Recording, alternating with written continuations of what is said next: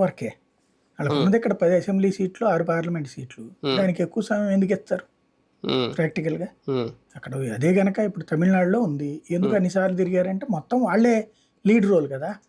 కర్ణాటకలో వాళ్ళే లీడ్ రోలు, తెలంగాణలో కూడా వాళ్ళే ఇండివిజువల్ గానే అన్ని చోట్ల పోటీ చేస్తున్నారు. కాబట్టి అన్ని చోట్ల పోటీ చేసే చోట ఎక్కువ కాన్సన్ట్రేట్ చేయాలా.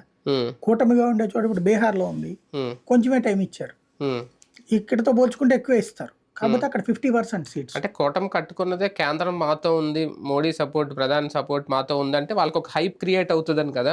ఇప్పుడు అది కొంచెం ఇప్పుడు దూరం అవుతున్నట్లేదా? అందుకే కదా ఎన్ని ఇచ్చారో అంతకే చేస్తారు అంటున్నా. వాళ్ళకి ఇచ్చింది 6 పార్లమెంట్ సీట్లు, 10 అసెంబ్లీ సీట్లు, అంతకు తగ్గ ప్రచారం చేస్తారు. అందుకే 2 రోజులు టైం ఇచ్చారు.